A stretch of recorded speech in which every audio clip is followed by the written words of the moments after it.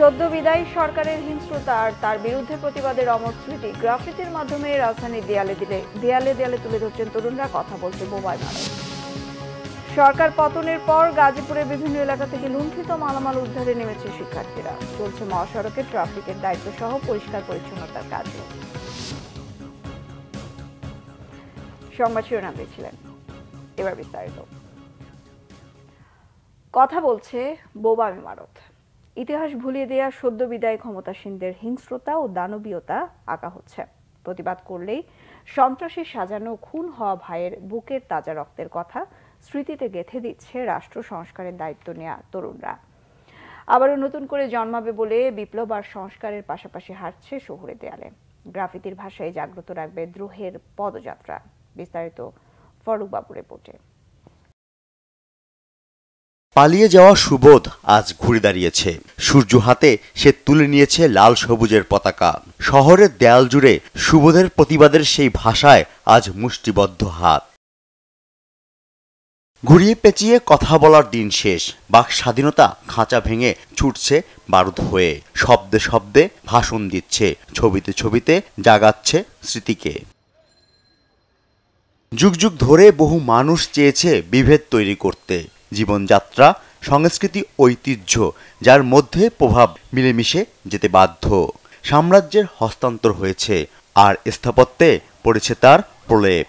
বিপ্লব পরবর্তী সময়ে শিল্প, সাহিত্য, সংস্কৃতিতে বিপ্লবটাকে জিইয়ে রাখা, বিপ্লবটাকে ধারণ করা খুব গুরুত্বপূর্ণ। কারণ আজকে একটা বিপ্লব হয়েছে, এটা আমাদের পরবর্তী জেনারেশনের কাছে আমরা পৌঁছে দিতে হবে। এটা কীভাবে পৌঁছাবো? শিল্প, সাহিত্য, সংস্কৃতি যখন বিপ্লবের ছাপটা থাকবে। আমরা দেখেছি যে কিছুদিন ধরে একটা গোষ্ঠী, তারা হচ্ছে বিপ্লবের পরবর্তী সময়ে যেখানে যে ওয়ার্ডসগুলো বা যে টার্মিনোলজিগুলো ইউজ করার মাধ্যমে বিপ্লবটা মানুষজনকে পুশ করতেছিল, সেই জায়গা থেকে আমরা দেখি যে বিভিন্ন কুসুম কুসুম কথাবার্তা লিখে এই বিপ্লবের চেতনাটাকে মুছে দেওয়া হচ্ছিল। আমরা ঠিক সেই জায়গা থেকে আমরা আবার বিপ্লবের চেতনা ধারণ করে এমন কিছু কথা আমরা গ্রাফিতি আকারে লিখতে চাই। স্মৃতির রেড সিগন্যালে জ্বলে ওঠে লাল বাতি। যে ফেরেনি আমি নিয়েছি তার খোঁজ। বসন্তের বুক পকেটে খুচরা কথা বিলিয়ে দেয়া হচ্ছে দেয়ালে দেয়ালে। আমাদের আন্দোলনের ওই সময়কার যেই দাবিগুলো ছিল এবং মানুষের মনের যে বাসনাগুলো ছিল, জাস্ট তাদের সেই মনের যে আশা ভরসা, সেই প্রতিফলনটি আমরা দেখতে পাচ্ছি দেয়ালে ফুটে উঠতেছে বিভিন্ন স্লোগানের মাধ্যমে। মুগ্ধ যে পানি দিতে গিয়ে যে সে আজকে শহীদ হয়েছে, ঠিক আছে, সেই মুগ্ধকে যেন আমরা ভুলে না যাই, সেই রংপুরের যেন আবু সাইদকে আমরা ভুলে না যাই। এবং আমরা এই গ্রাফিতির মাধ্যমে বাংলাদেশের যেই ল্যাগিংসগুলো রয়েছে, দুর্নীতি, ঠিক আছে, ঘুষ, এইগুলোর জন্য আমরা এই গ্রাফিতির মাধ্যমে প্রতিবাদ করতে পারি। শিক্ষকদের সর্বনাশা নীতি, রাজনীতি, রাষ্ট্র সংস্কার, দুর্নীতি, এর বিরুদ্ধে ঐক্যবদ্ধভাবে রংতুলির আঁচড়ে চলছে প্রতিবাদ। ইট হাতে পুলিশের বারুদের সামনে দাঁড়িয়ে থাকা শিক্ষার্থী থামায়নি তার গর্জন। শহরের দেয়ালে দেয়ালে গ্রাফিতির মাধ্যমে রঙের মুগ্ধতায় জানান দিচ্ছে রাষ্ট্রের ধ্বংসাবশের কথা।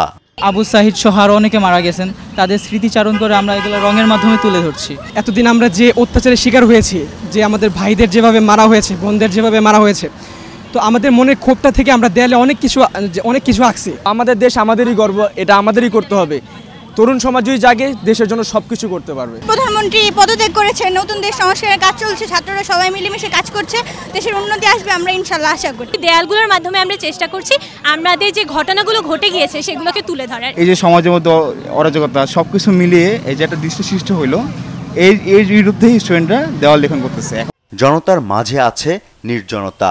নিজেদের প্রকৃতির সাথে বিলিয়ে দিতে গ্রাফিতির পাশাপাশি বৃক্ষরোপণ করছে তরুণ সমাজ। আমাদের শহীদ ভাইদের স্মরণে আজকে বৃক্ষরোপণ করতেছি। নতুন করে যে স্বাধীনতা পেয়েছি, আমরা চাই সেই স্বাধীনতাকে ধরে রাখতে।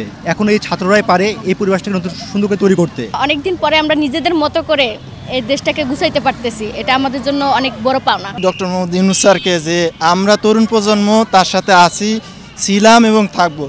স্বাধীনতার মূল্য দিতে রাজপথে যেন আর জীবন বলি না হয়, বুক ভরা সেই আশা নতুন প্রজন্মের। ফরুক বাবু, বাংলা ভিশন, ঢাকা। 5 আগস্ট সরকার পতনের পর বিভিন্ন এলাকায় বাড়িঘর, ব্যবসা প্রতিষ্ঠান ও গোডাউন থেকে লুণ্ঠিত মালামাল উদ্ধারে নেমেছে শিক্ষার্থীরা। পাশাপাশি মহাসড়কের বিভিন্ন জায়গায় ট্রাফিকের দায়িত্ব সহ পরিষ্কার পরিচ্ছন্নতার কাজেও দেখা যায় স্কাউট সদস্য সহ শিক্ষার্থীদের। গাজীপুর থেকে মীর মোহাম্মদ ফারুকের পাঠানো তথ্যছবিতে ডেস্ক রিপোর্ট। সরকার পতনের পরপরই গাজীপুরের বিভিন্ন এলাকায় শুরু হয় বাড়িঘর ও ব্যবসা প্রতিষ্ঠানে ভাঙচুর ও লুটপাট।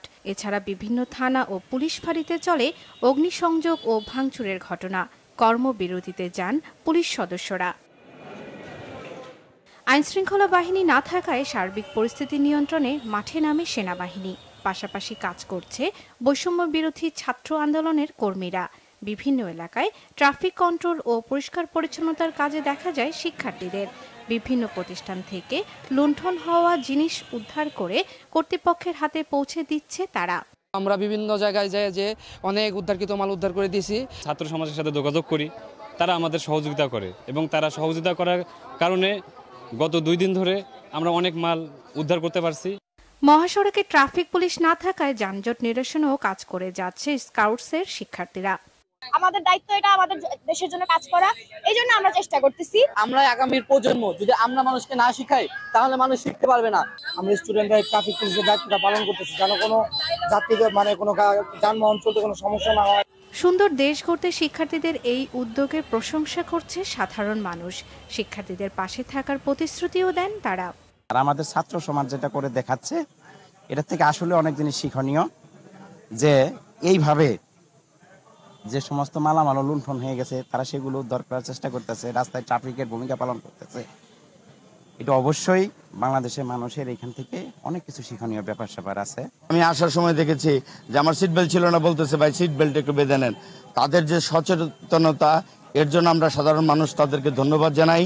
যেভাবে ছাত্র ভাইরা এটা যেভাবে এখন কন্ট্রোল করতেছে, এইভাবে যদি আমরা চাই সরকারি প্রশাসন যারা আছে তারা আইসা এটা ধরে রাখবে।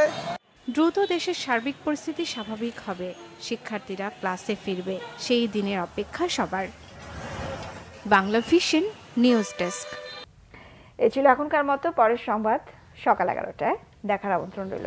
এছাড়া বাংলাদেশের সংবাদ ও সংবাদ সংশ্লিষ্ট অনুষ্ঠান দেখতে ভিজিট করুন www.bbnews24.com, facebook.com/banglavisionnews, সাবস্ক্রাইব করুন youtube.com/banglavisionnews। সঙ্গে থাকার ধন্যবাদ।